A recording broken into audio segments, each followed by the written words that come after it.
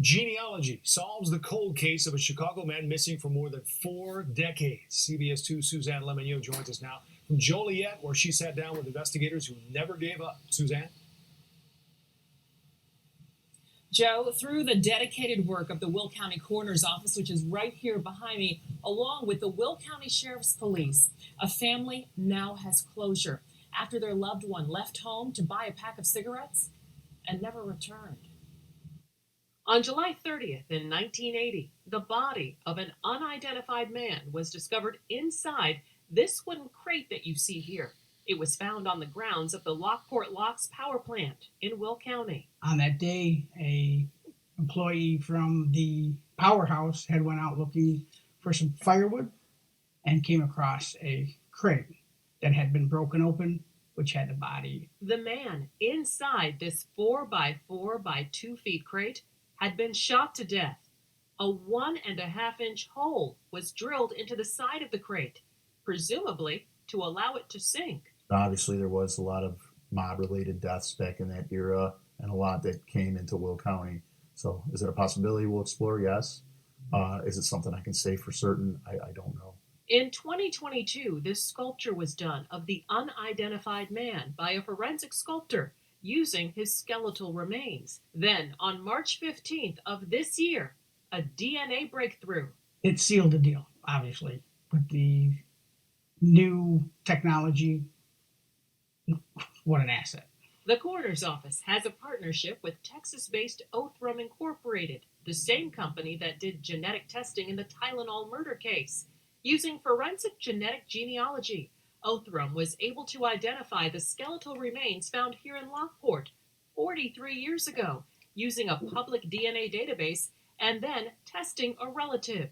The once unidentified person was Webster Fisher, a Chicago man who disappeared in 1980. This gentleman is somebody's father, somebody's brother, somebody's uncle, somebody's brother, and it's nice to be able to give the family some type of closure, because you never know. They're looking and wondering whatever happened to their loved one. Webster Fisher was married. He also had 3 children. We're hoping to speak with his family at some point. Now that he's been identified, the work of the police here is really far from over. They are now working to find his killer. In Joliet, Suzanne Lemonnier, CBS 2 News. Suzanne, thank you. Welcome to Lockport, Illinois, a historic town located 30 miles southwest of Chicago. And I'm in the intersection of Illinois 171 and 9th Street. And left of I-7 is the 9th Street Bridge. And that's where I think Webster Fisher's bullet-riddled body was thrown into the Des Plaines River in mid-July of 1980. And I'm going to take you to that location right now. Lockport is a picturesque town rich in history. I lived here for 12 years in the mid-90s and early 2000. And here we are on top of the 9th Street Bridge, and look at that panoramic view of downtown Lockport. Below this bridge is the Des Plaines River, where many bodies have been dumped, including a few of serial killer John Wayne Gacy. On July 30th, 1980, the body of an unidentified man, now known to be 29-year-old Webster Fisher of Chicago, was found in a wooden crate near the Lockport power plant, which is located 2 miles south from this bridge. The crate, along with other debris, was removed from a grate that prevents objects from flowing into the power plant. The debris was loaded into a truck and dumped on power plant property, causing the crate to break open during the removal. A few days later, a plant employee was out searching for driftwood and came upon the crate, and to his horror, found the rotting body of a man inside it. Now I'm going to the other side of the bridge. The victim had been shot once in the stomach with a shotgun, then 3 times with a handgun. The man was sealed inside the crate and likely been in the water for a couple of weeks. The victim was described as a white man who was 5'11" and 175 pounds with light brown hair and between 30 to 40 years old.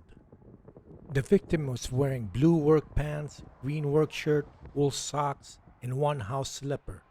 In his pockets, police discovered several car keys, coins, and a set of house keys, but no form of identification or wallet were found inside the crate. The location of the power plant is down there and is off limits to the public. Unfortunately, I can't go over there to show you the exact location where Mr. Fisher's body was found, but I believe that the crate was dumped here under this bridge by his murderers 4 decades ago, and I'm heading there to show you right now. I am driving on 9th Street and I'm going to enter a side road that will take me directly underneath the bridge. And here it is. I'm making a left turn right here. Now there are trespassing signs posted down this road, but I think I'm allowed to explore this area as long as I don't get near the power plant. I will be quick and discreet, just like Mr. Fisher's killers. I am guessing this is the path the killers took, most likely in the dark of night, to dump the wooden box containing Webster Fisher's body. According to investigators, Webster Fisher lived a criminal lifestyle and even operated a chop shop, an illegal business that took apart stolen vehicles to sell the parts in the black market. He had mob ties and probably worked in a crew and was abducted and murdered in a hit by the Chicago outfit, possibly because he knew too much of the illicit operations. Here's a no trespassing sign, and the road to the power plant is up ahead. A number of murders occurred during the 70s and 80s that were linked in the chop shop business, and unfortunately Mr. Fisher was one of them. We know that he never returned home after taking a short walk to get cigarettes. His assailants captured him along the way in a vehicle, possibly a van, and shot at a location in Chicago and placed in a wooden box with large holes drilled into it to cause it to sink and dumped in this lower bridge right into the Des Plaines River. The crate floated down the river 1.5 miles away into the grate where it was found. Fisher was just identified, so there is little information about his life other than that he worked as a mechanic, was married with 3 kids, and hung out with gangsters.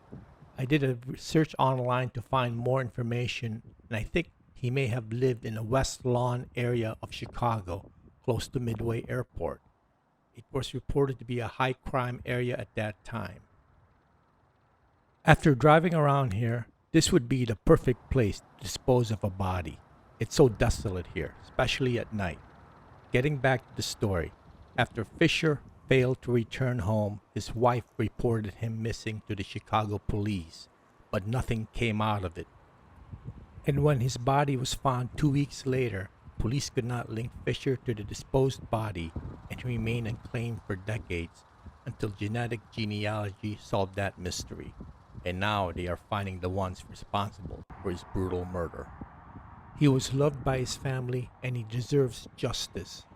If you have information that could lead to an arrest for the murder of Webster Fisher, please call the Will County Sheriff's Office at 815-727-8455. Thanks for watching.